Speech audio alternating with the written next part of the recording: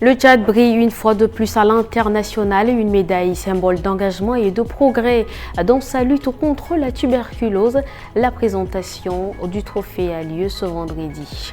Atelier de révision et de validation du manuel de procédure de l'Office national des examens et concours du supérieur, un document qui encadre le fonctionnement administratif, financier et comptable de l'institution.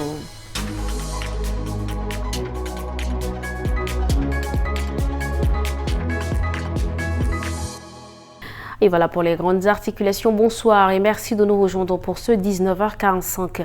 Le programme national de lutte contre la tuberculose au Tchad a présenté officiellement ce vendredi le prix reçu à Cotonou au Bénin, décerné par le laboratoire supranational de Cotonou. Ce prix récompense les efforts du Tchad dans la lutte contre cette maladie.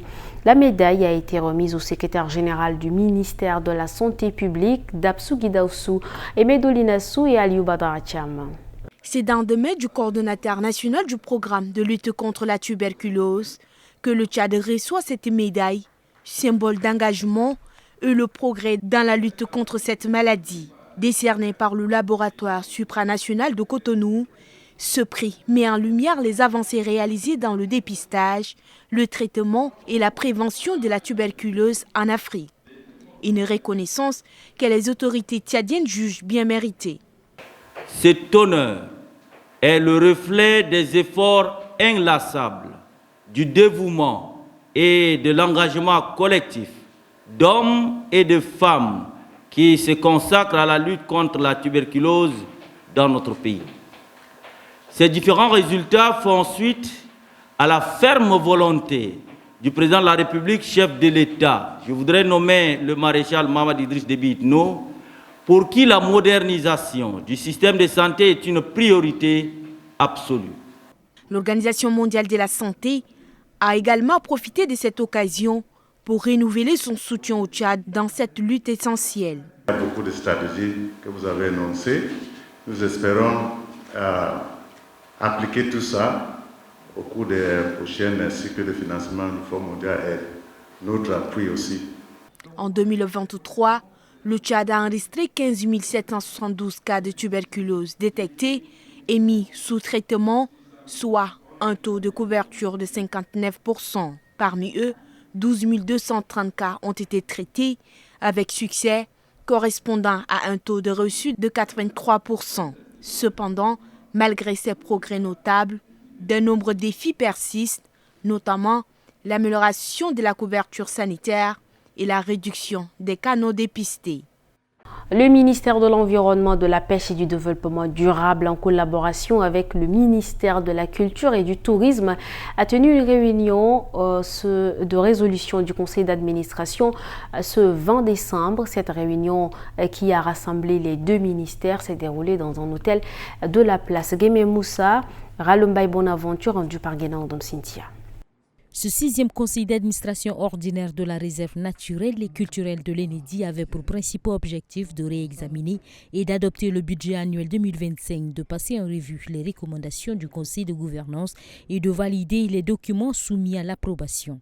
Et il ressort donc de ces deux points des résolutions ayant trait aujourd'hui beaucoup plus à l'appui qu'on doit apporter à nos communautés, de résolutions ayant trait donc à l'accélération de la ceinture de l'accord révisé qui est en cours, dont on attend certainement les quelques observations qui ont été faites par la partie gouvernementale au sein donc de l'APN.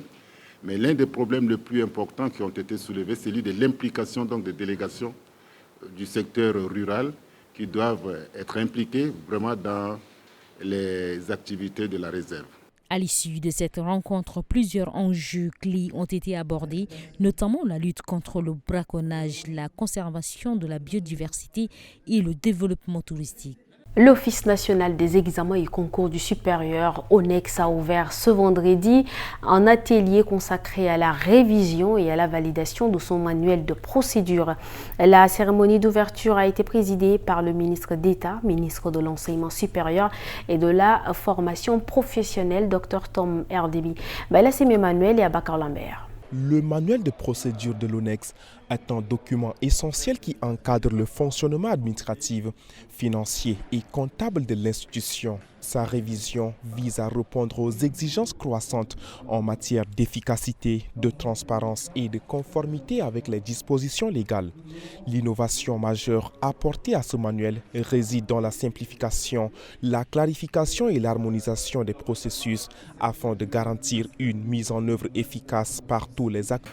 Le conseil d'administration, lors de sa session de 5 janvier 2024, a recommandé la révision intégrale du manuel de procédure afin de l'aligner sur les normes de qualité pour plus d'efficacité et de transparence dans la gestion. Cette initiative a également pour objectif de garantir la fiabilité de la gestion, de renforcer la responsabilité et la redevabilité des acteurs impliqués dans la gestion. Dans son intervention, le ministre de l'Enseignement supérieur a encouragé les autres institutions sous tutelle à suivre l'exemple de l'ONEX, tout en soulignant que ce document renforcera l'efficacité de l'institution dans son fonctionnement. Le manuel de procédure se veut aussi un outil de référence incontournable à la disposition des responsables afin de les guider dans la conduite des opérations. Il est un levier stratégique pour améliorer la gouvernance et la gestion de l'institution. Son application est stricte et le respect des règles y contenues sont les conditions sine qua non de l'efficacité du système de gestion de l'ONEX. Pour le ministre, cette révision s'imposait après l'identification des insuffisances structurelles et fonctionnelles du précédent manuel élaboré en 2019. Emmanuel, dans l'actualité en bref, nous vous présentons 3 informations dont cette compilation regardée. Ce vendredi 20 décembre, le retrait des forces armées françaises du Tchad se poursuit. Ce midi, l'on compte au total 120 soldats français qui ont pris leur envol depuis l'aéroport militaire de N'Djamena à bord d'un Airbus A330 Phoenix et MRTT en direction de la France. Cette opération a eu lieu en présence des personnalités éminentes, notamment des autorités militaires tchadiennes, ainsi que du chef d'état-major général des armées et de ses proches collaborateurs. Leur présence illustre l'intensité de la coopération entre les deux pays dans le domaine de la sécurité. Le ministère de la Santé publique et de l'immigration du Tchad a publié un arrêté interdisant la marche pacifique prévue le 21 décembre 2024 par le Rassemblement des jeunes africains. Les motifs invoqués sont le non-respect de la réglementation sur les manifestations publiques et le risque de troubles à l'ordre public. Les organisateurs seront tenus responsables en cas de non-respect de l'arrêté. Les forces de sécurité sont chargées de l'exécution de cette décision.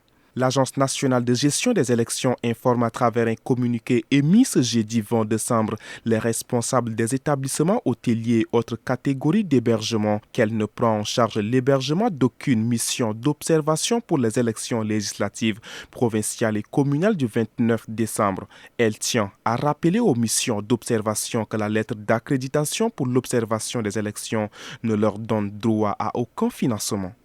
Le président de l'Agence nationale de gestion des élections, Ahmed Bartiré, a reçu ce vendredi 20 décembre une délégation de l'Union européenne conduite par son ambassadeur au Tchad. Pendant plus d'une demi-heure, les deux personnalités ont échangé sur le cadre de financement des opérations électorales en cours.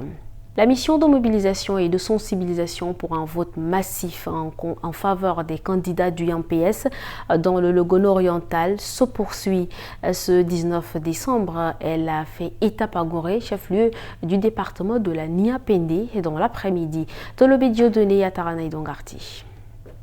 C'est dans la localité de Kondjala, à 4 km de Gorée, que se sont rassemblés militants et sympathisants du mouvement patriotique du salut du département de la Nia-Pendé pour accueillir la mission.